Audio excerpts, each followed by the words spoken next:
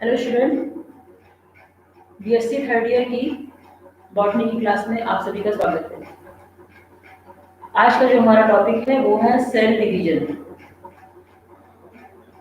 Cell division मतलब कोशिका विभाजन। सबसे पहले तो यह है कि सेल डिवीजन पढ़ने के पहले हमारा सेल साइकिल पढ़ना जरूरी है, क्योंकि सेल साइकिल पढ़े बिना सेल डिवीजन नहीं पढ़ पाएंगे। इसके लिए सेल साइकिल बनाना आवश्यक है।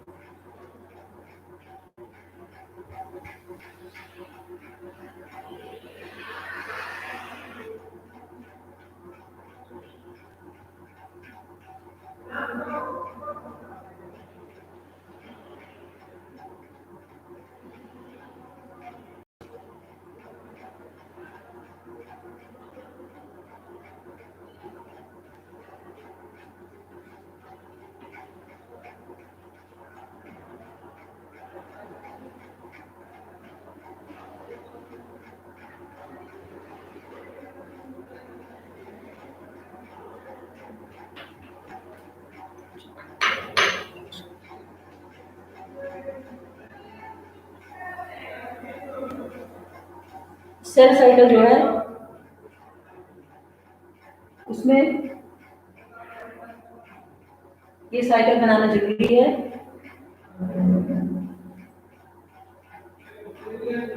यहाँ हो जाएगा प्रोफेज, मेटाफेज, एनाफेज, टीलोफेज।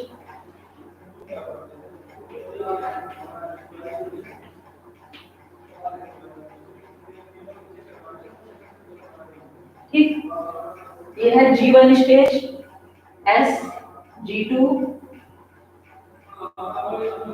यहां से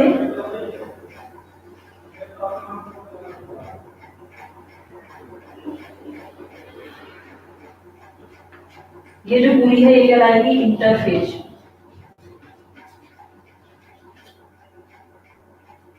और ये कहलाती है एम फेज।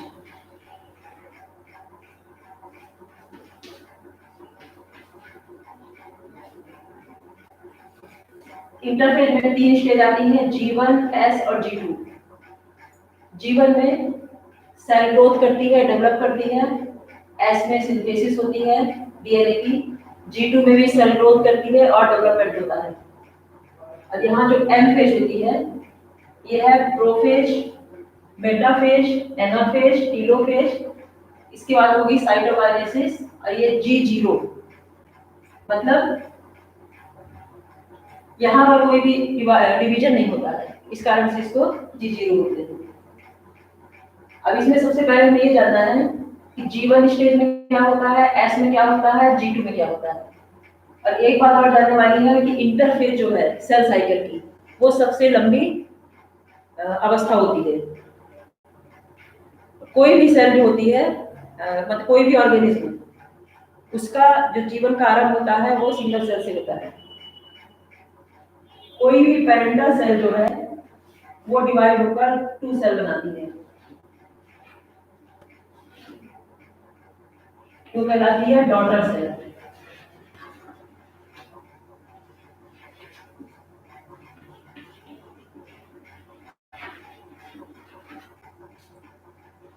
मतलब एक सेल से 2 सेल का बनना, सेल डिवीजन। किसी भी सेल के निर्माण से लेके उसके पुनः विभाजन द्वारा सेल डिवीजन होना, 2 सेल बनना। किसी भी सेल से उसकी डॉटर सेल तक बनने की जो भी प्रक्रियाएं होती हैं वो सब कहलाती हैं सेल साइकिल। ठीक, तो इसमें हम जानेंगे कि सेल साइकिल जो है उसको इस तरह से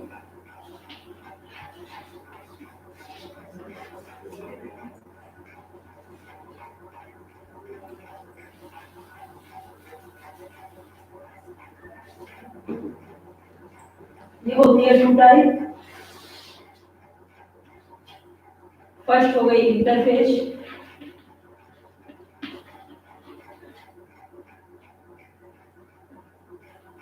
जिसमें है 3 टाइप, G1, S और G2। ये है इंटरफेज की स्टेज, और इसके बाद होती है एम फेज।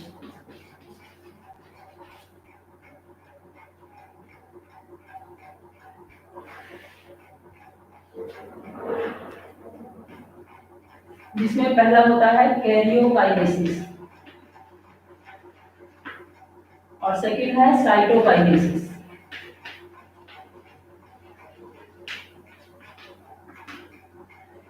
कैरियोकाइनेसिस में क्या होता है, न्यूक्लियस का डिवीजन होता है, और इसमें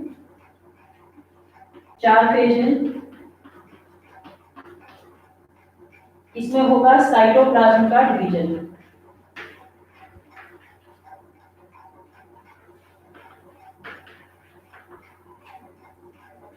इसमें होगा न्यूक्लियस का डिवीजन। ठीक है, ये डिफरेंस है। एक में हो रहा है न्यूक्लियस का डिवीजन जो हो रहा है कैरियोकाइनेसिस में, साइटोकाइनेसिस में हो रहा है साइटोप्लाज्म का डिवीजन। अब हम ये जानेंगे इंटरफेज में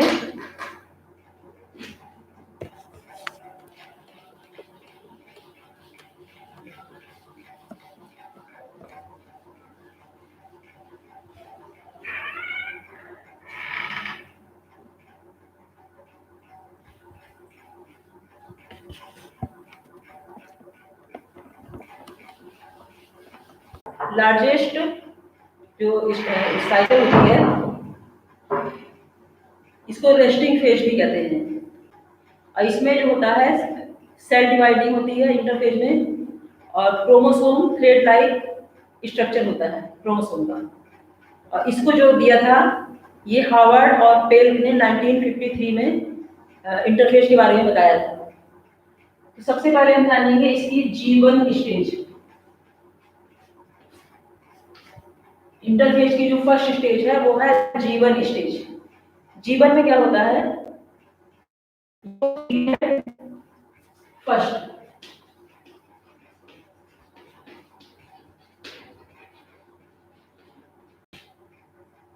ग्रोथ पीरियड फर्स्ट कहलाती है ये जो G1 स्टेज है। इसमें सेल ग्रोथ करती है और डेवलपमेंट होता है सेल का, और कुछ समय बाद प्रोटीन और आरएनए भी बनना शुरू हो जाता है G1 स्टेज में। इसके बाद आती है एस स्टेज, सेकंड है एस स्टेज जिसको कहते हैं सिंथेसिस स्टेज।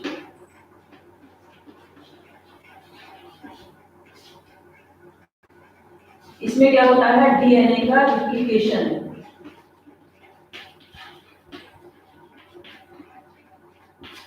रिप्लिकेशन या उसको डुप्लीकेशन भी कह सकते हैं।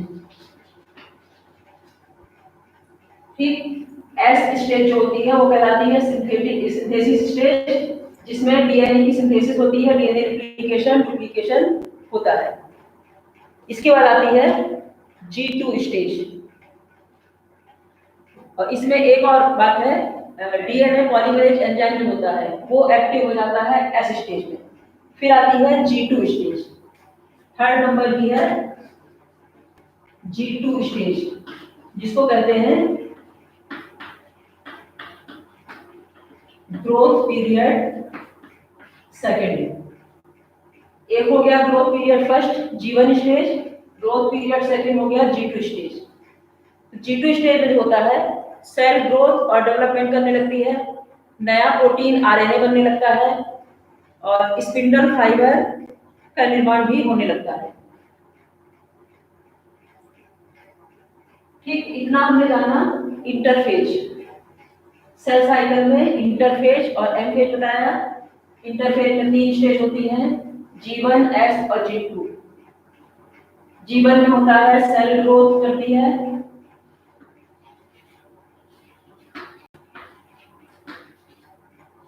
Cell growth and development.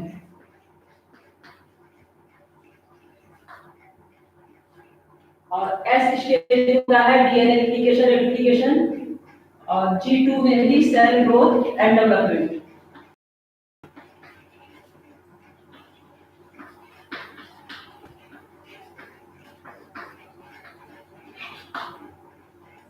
ठीक है, इसको आप नोट करना चाहें नोट कर सकते हैं।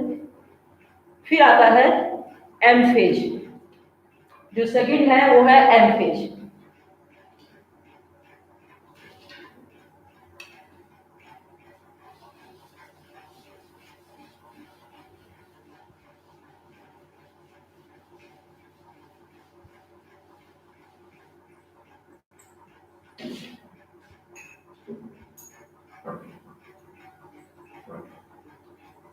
एम फेज में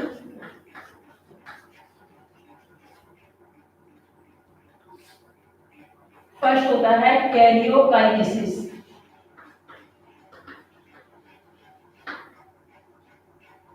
जिसमें होता है न्यूक्लियस का division.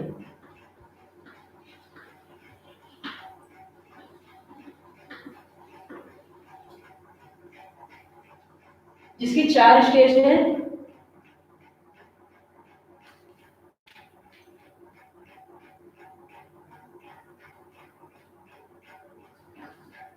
P M A T, prophase, metaphase, anaphase और टीलोफेज। तो सबसे पहले हम जानेंगे प्रोफेज के बारे में। प्रोफेज शुरू करने के पहले एक बात बताना जरूरी है कि माइटोसिस नाम किसने दिया। माइटोसिस की जो खोज की थी वो की थी वाल्टर फ्लेमिंग ने। जो नाम दिया गया वो वाल्टर फ्लेमिंग ने ही माइटोसिस नाम दिया। और प्लांट में इसकी खोज की थी स्ट्रासबर्गर ने, और एनिमल में वाल्टर फ्लेमिंग ने ही की थी खोज इसकी।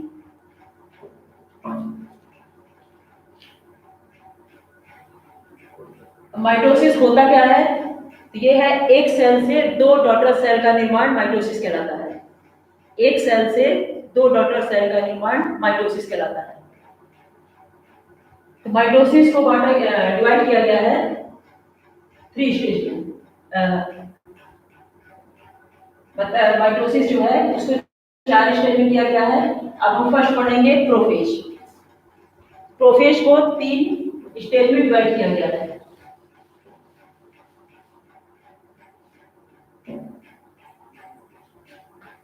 फर्स्ट है प्रोफेज। प्रोफेज को 3 स्टेज में डिवाइड किया गया है। फर्स्ट है अर्ली प्रोफेज, सेकंड है मिड प्रोफेज और थर्ड है लेट प्रोफेज। ठीक है, प्रोफेज 3 स्टेज में डिवाइड हुई, अर्ली प्रोफेज, मिड प्रोफेज और लेट प्रोफेज। तो हम शुरू करते हैं अर्ली प्रोफेज। अर्ली प्रोफेज में क्या होता है ये भी देखते हैं।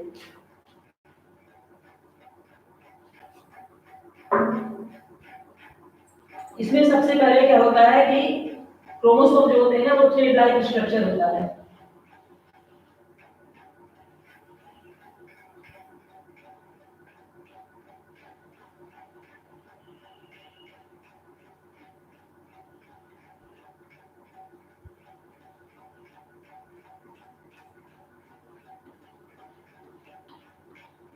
ये है क्रोमोसोम।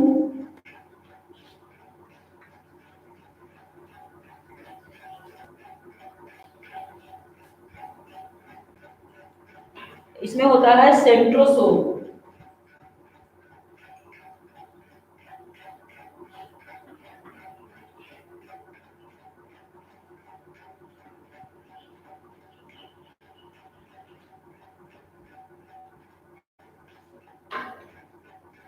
जो ये क्रोमोसोम होता है ये एक जाल की समान संरचना बना लेता है जिसको कहते हैं क्रोमेटिन नेट।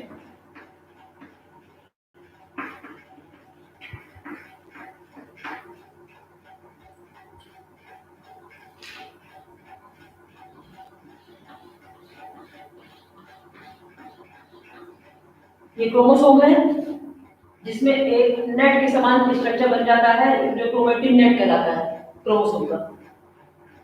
अब इसके बाद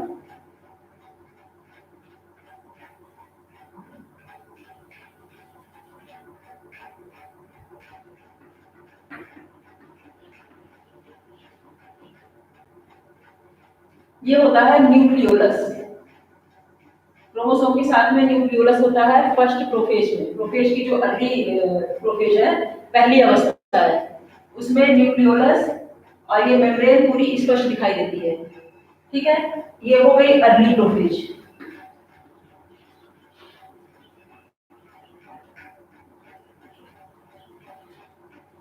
अब सेकंड होती है मिड प्रोफेज।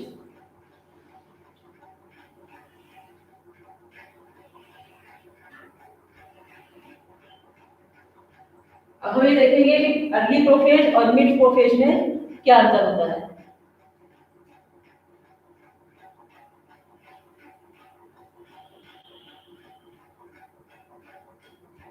क्रोमोसोम इसमें पिनेट बना देता है।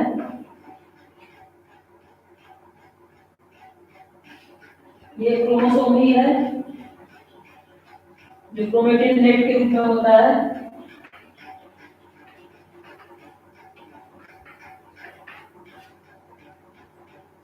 इसमें मेम्ब्रेन भी पूरी क्लियर दिखाई देती है और न्यूक्लियोलस जो होता है वो भी स्पष्ट दिखाई देता है।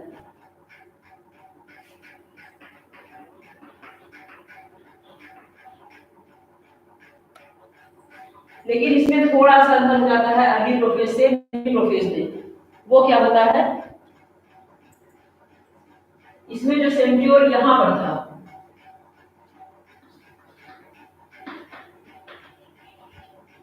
वो कहां जाता है,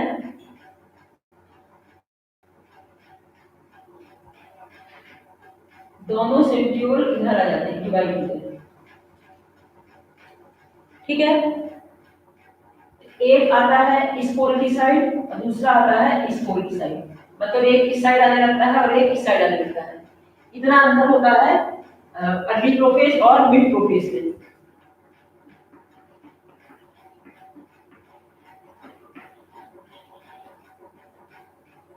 अब इसके बाद थर्ड हम देखेंगे लेट प्रोफेज। लेट प्रोफेज में क्या अंतर होता है, जो क्रोमोसोम होते हैं वो क्लियर स्ट्रक्चर उनका हो जाता है।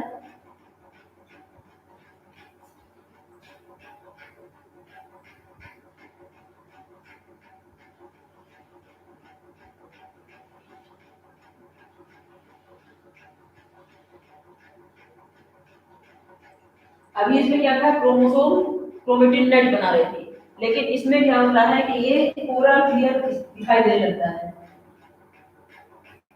ये क्रोमोसोम का पॉइंट होता है, क्रोमोसोम बिंदु पर आता है।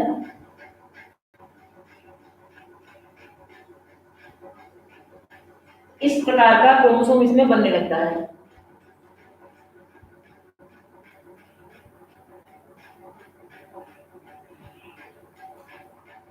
और जो यहाँ पर मेम्ब्रेन थी, वो मेम्ब्रेन यहाँ पे विलुप्त होने लगती है या हल्की हो जाती है, नष्ट होने लगती है।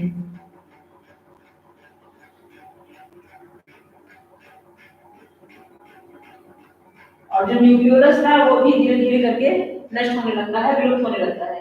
यहाँ जो जो क्लियर दिख रहा है, यहाँ पर मेम्ब्रेन और न्यूक्लियोलस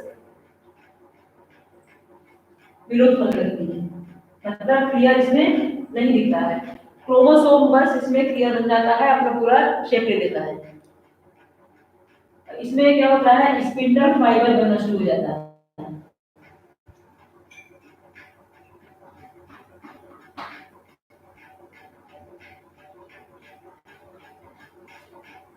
ये जो है स्पिंडल फाइबर है।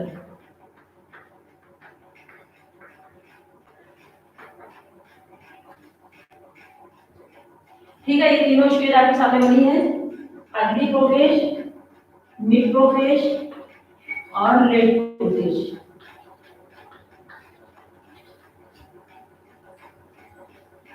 जिसमें डिफरेंस दिखाई दे रहा है, इसमें पूरी मेम्ब्रेन है, न्यूक्लियोलस स्पष्ट दिख रहा है, क्रोमोसोम नेट के समान है, सेंट्रियोल है। यहाँ पर ये दोनों एक दूसरे पोल पर अपोजिट साइड में जाने लगते हैं। न्यूक्लियोलस क्लियर है और ये भी क्रोमोसोम नेट के समान है और ये मेम्ब्रेन है। लेकिन लेट प्रोफेज में मेम्ब्रेन भी उसकी धीरे धीरे विलुप्त होने लगती है और न्यूक्लियोलस भी विलुप्त होने लगता है। अब हम देखेंगे सेकेंड इसकी स्टेज जो है मेटाफेज। मेटाफेज में क्या होता है, एक बार आपको और बता दें कि प्लांट सेल में सेंट्रियोल एब्सेंट होता है।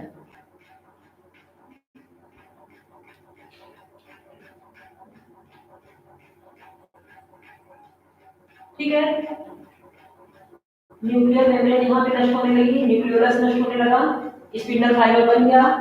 मतलब प्रोफेज में क्या हुआ कि क्रोमोसोम जो था वो नेट के समान था, नेट के एक जाल बना लेता है। न्यूक्लियोलस और न्यूक्लियर मेम्ब्रेन जो होती है वो स्पष्ट दिखाई देती है, लेकिन नेट प्रोफेज तक आते आते न्यूक्लियर मेम्ब्रेन भी विलुप्त हो जाती है और न्यूक्लियोलस भी विलुप्त हो जाता है। अब सेकेंड स्टेज देखेंगे इसकी, मेटाफेज।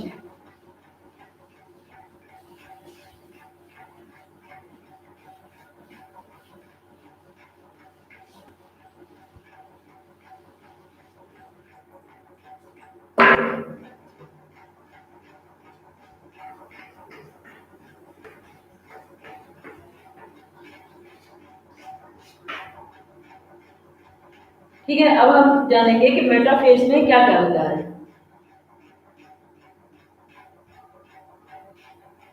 इसको बोला गया है सबसे बेस्ट स्टेज जो होती है सेल डिवीजन की, वो मेटाफेज ही होती है। ठीक है, अब क्रोमोसोम की जो इसमें क्रोमोसोम की मॉर्फोलॉजी जो है उसमें थोड़ा सा चेंज हो जाता है। क्रोमोसोम जो होते हैं वो मिडिल प्लेट पर आ जाते हैं, मतलब जो अभी समझाया जाएगा डायग्राम के द्वारा, उसमें मिडिल प्लेट पर पूरे क्रोमोसोम आ जाते हैं। ठीक है,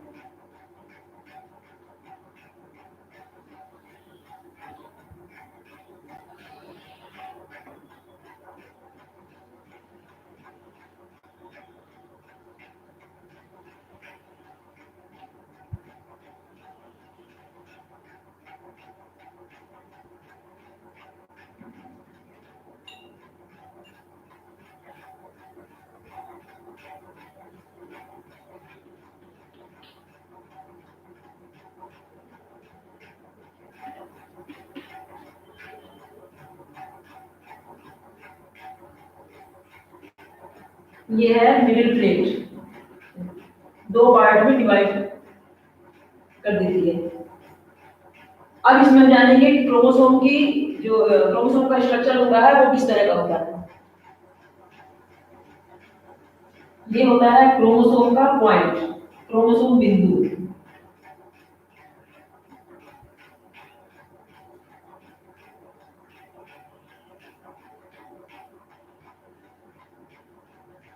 ठीक है, जैसा भी बताया कि मिडिल प्लेट पर क्रोमोसोम आ जाता है और क्रोमोसोम की जो आर्म होती है वो दोनों पोल की ओर चली जाती है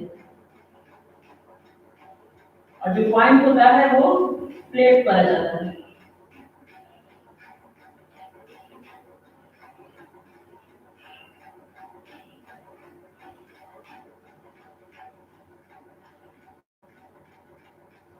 ये बन गए क्रोमोसोम।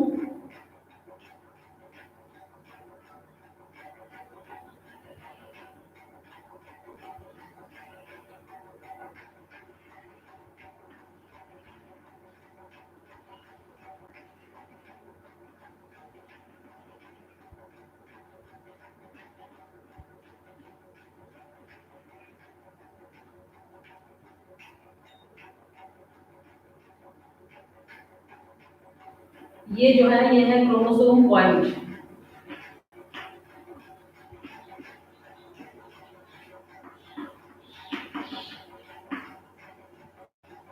ठीक है, ये क्रोमोसोम आर्म, ये है स्पिंडल फाइबर।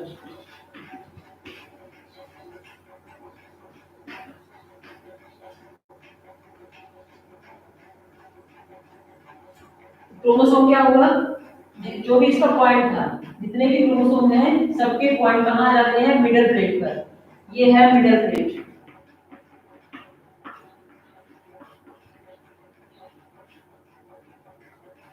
और क्रोमोसोम की जो आर्म होती है, एक साइड की आर्म इस पोल की ओर जाती है और दूसरी साइड की आर्म इस पोल पर जाती है। ठीक है, इस तरह से क्रोमोसोम की कंडीशन थोड़ा सा इसमें चेंज हो जाती है। अब इसके बाद हम जानेंगे अगले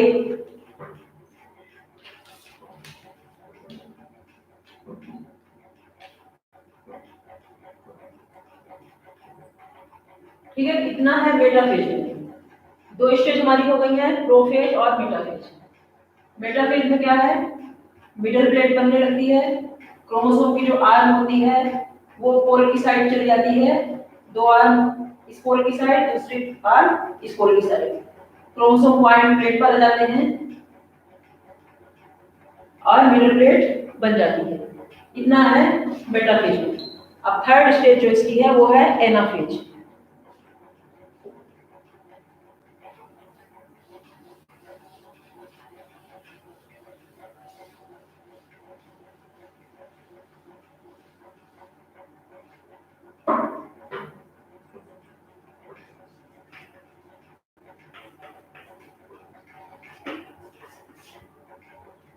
एनाफेज ठीक है, अभी हमने क्या देखा था कि जो क्रोमोसोम था उसकी आर्म अलग अलग पोल की साइड चली जाती है, और इसमें क्या होता है कि क्रोमोसोम दो भागों में डिवाइड हो जाता है। जैसे अभी जो था वो था इस तरह से, ये था, बीच में था क्रोमोसोम पॉइंट और ये था, ठीक। लेकिन अब इसमें क्रोमोसोम में थोड़ा सा अंतर आ जाता है। ये जो पॉइंट होता है ये इस तरह से हो जाता है।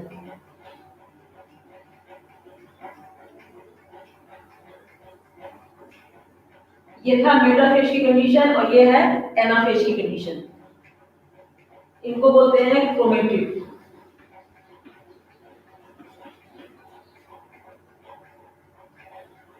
अब इसको हम देखेंगे किस तरह से जाता है।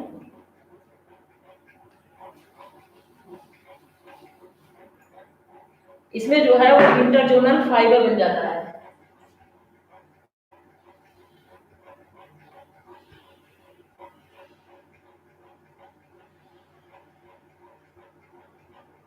अब इंटरजोनल फाइबर किस तरह से बनता है ये हमें देखना है। ये एक पोल हो गया और ये हो गया सेकेंड पोल, ठीक है, जिस साइड क्रोमोसोम की आर आ गई थी।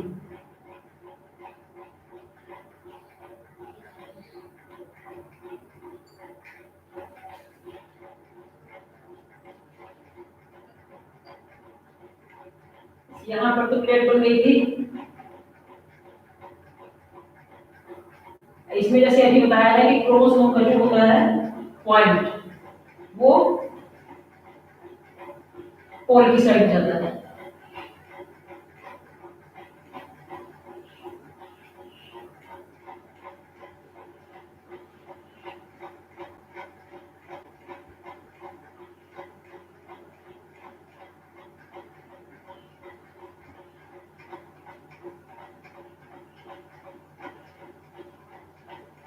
ठीक है, इस तरह से वो इसमें क्रोमोसोम अभी आपस में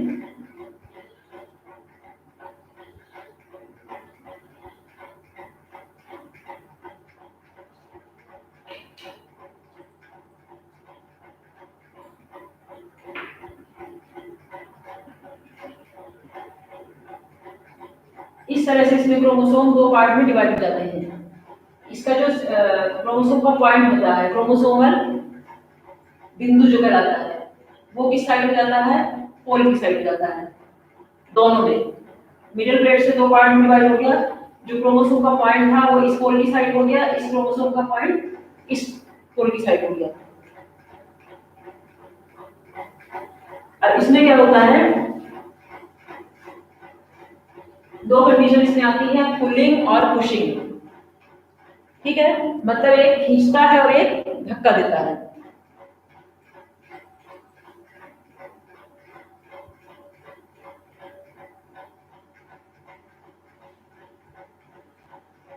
ये है एनाफेज। एनाफेज जो है ये बहुत छोटी अवस्था होती है। एम फेज में एनाफेज छोटी अवस्था होती है। ठीक है, तो इसमें क्रोमोसोम का किस तरह से चेंज होता है ये अभी हमने देखा। अब इसके बाद लास्ट स्टेज की है टीलोफेज। टीलोफेज में क्या होता है ये हम देखते हैं।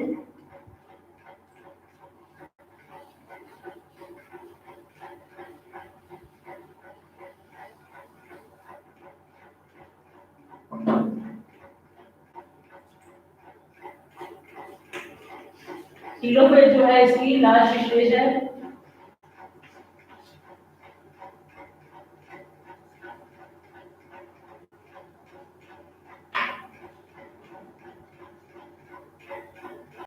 इसमें जो है ये प्रोफेज जो है, प्रोफेज की अपोजिट कंडीशन हो जाती है, मतलब उसमें जिस तरह से हुआ है उससे चेंज इसमें आ जाता है। प्रोफेज में हमने क्या देखा था कि न्यूक्लियोसोम जो था वो जाल के रूप में था, ठीक है, और सेल मेम्ब्रेन जो थी, न्यूक्लियर मेम्ब्रेन और न्यूक्लियोलस, वो नष्ट हो जाते हैं। पहले स्पष्ट दिखता है कि प्लेट प्रोफेज में नष्ट हो जाता है, और ये इसकी अपोजिट है। इसमें क्या होता है, न्यूक्लियर मेम्ब्रेन बन जाती है, न्यूक्लियोलस बन जाते हैं, जो उसमें नष्ट होता है वो इसमें बन जाता है, मतलब ये प्रोफेज की अपोजिट स्टेज कहलाती है। अब इसमें हम देखें किस तरह से होता है चेंज।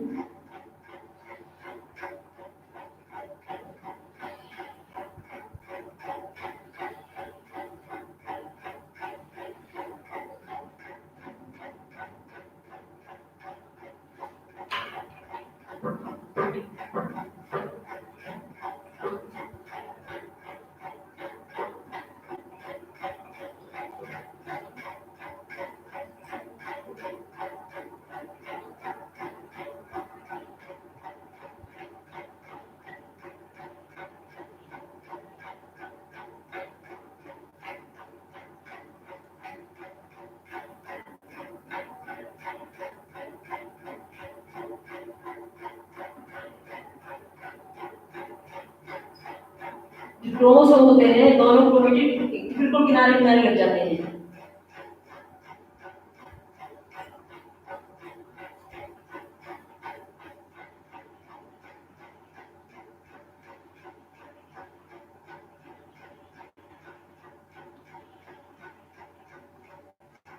कुछ इस तरह का हो जाता है टीलोफेज, ये कहलाती है टीलोफेज की फर्स्ट स्टेज। और इसके बाद इससे दो सेल बनती है।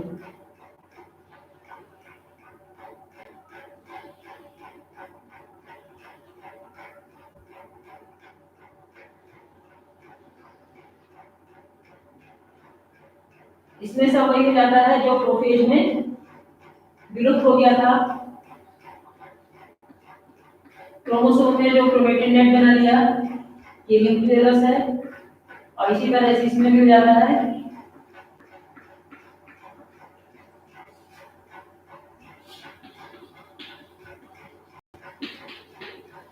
ये बन गया क्रोमेटिन नेट, ये बन गया न्यूक्लियोलस, ये बन गई न्यूक्लियर मेम्ब्रेन,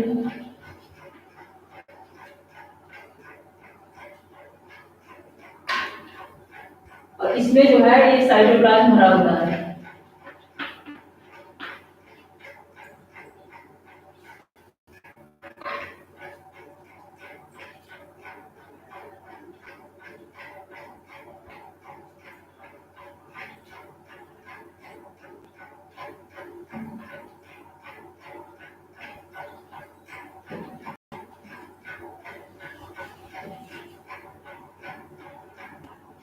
इसमें भी वही है जो अभी ऊपर देखा आपने, न्यूक्लियोलस हो गया,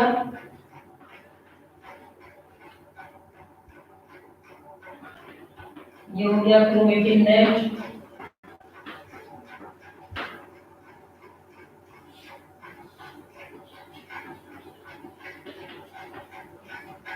ये है न्यूक्लियस।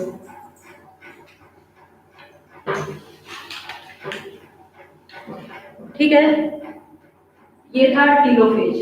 टीलोफेज में क्या हुआ, इसमें बन गया दो न्यूक्लियस बन गए, आगे चल के जो जो प्रोफेज में नष्ट हो गया, मेम्ब्रेन बन गई, न्यूक्लियोलस बन गया, और क्रोमोसोम भी क्रोमेटिन नेट के रूप में आ गया। अब इसके बाद आता है, इतना था कैरियोकाइनेसिस में। अब हम देखेंगे साइटोकाइनेसिस किस तरह से होती है। साइटोकाइनेसिस में जैसे बताया है क्या होता है, साइटोप्लाज्म का डिवीजन। साइटोप्लाज्म का डिवीजन जिसमें होता है, विभाजन होता है, वो कहलाता है साइटोकाइनेसिस।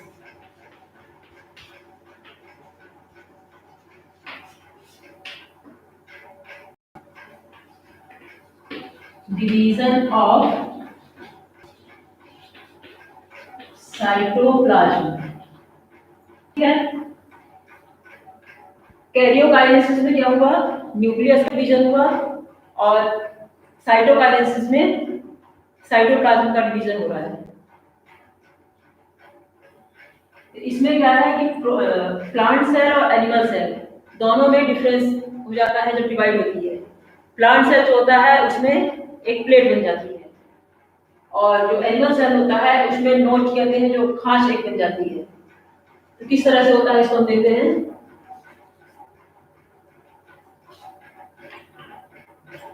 पहले देखेंगे प्लांट सेल।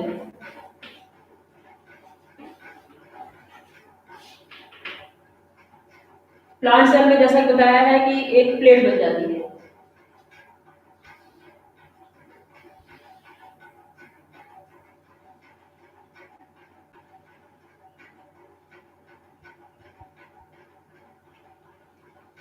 ठीक है, ये प्लेट बन गई।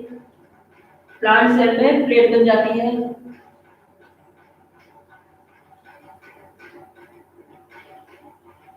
ये दो पार्ट में डिवाइड हो गया।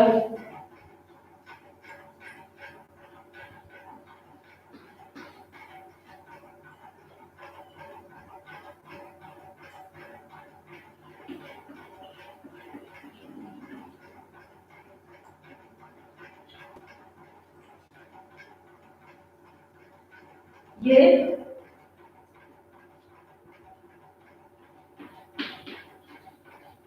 प्लेट है जिसको कहते हैं सेल प्लेट, क्योंकि सेल में बन रही है इसलिए सेल प्लेट कहलाती है। ठीक है, दो पार्ट में डिवाइड हो गया। अब ये आगे चल के अलग बन जाता है।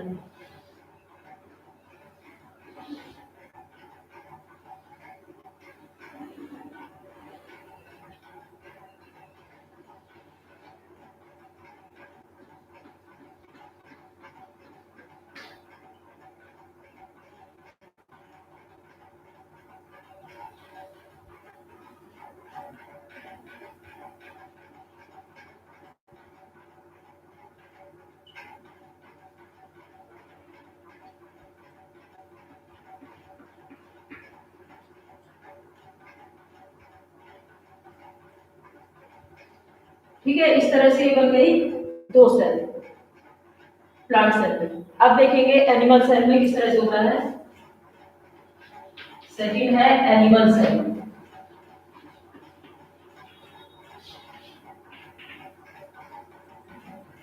एनिमल सेल में क्या होता है,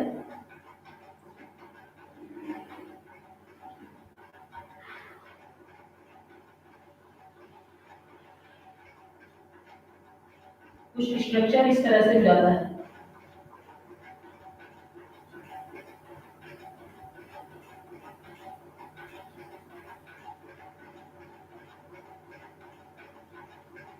इसमें क्या है, एक भाग ये हो गया, दूसरा भाग ये। यहां से बहुत ज्यादा फ्लेक्सिबल होता है, बार बार ये दबता है। अब दबते में जितना तेज दबेगा और ये फिर दो पार्ट में डिवाइड हो जाता है।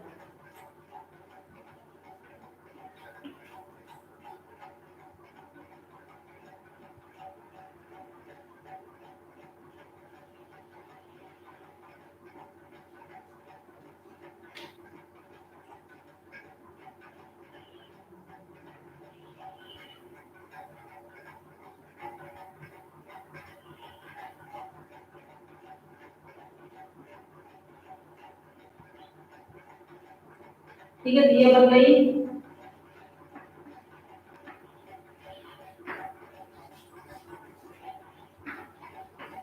टू डॉटर्स है, ये भी बन गई।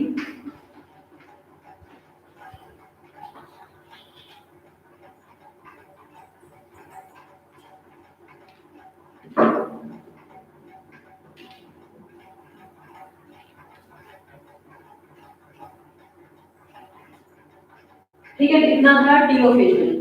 प्लांट सेल और एनिमल सेल में थोड़ा सा डिफरेंस होता है इसमें।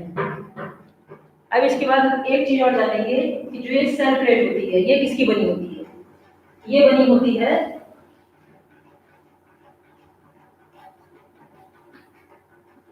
इंडोप्लाज्मिक रेटिकुलम के कुछ टुकड़े होते हैं प्लस गोल्गी बॉडी,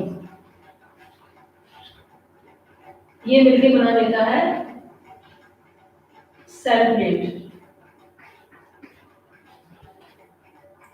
ठीक है, ये प्लांट और सेल प्लेट से फिर आगे चल के बन जाता है मिडिल लेमेला।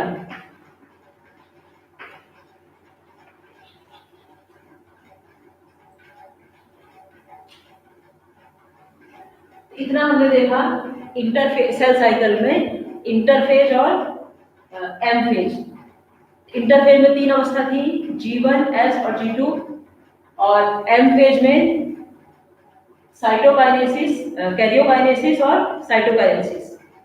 कैरियोकाइनेसिस में हुआ न्यूक्लियर का डिवीजन, न्यूक्लियस का डिवीजन, और साइटोकाइनेसिस में हुआ साइटोप्लाज्म का डिवीजन। कैरियोकाइनेसिस जो था उसमें चार अवस्था थी, प्रोफेज, एनाफेज, मेटाफेज और टीलोफेज।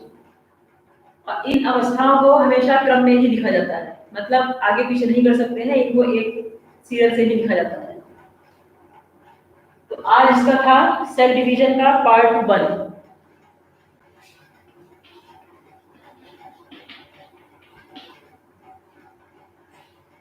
पार्ट 2 के लिए कल फिर उपस्थित होंगे। तब तक के लिए धन्यवाद।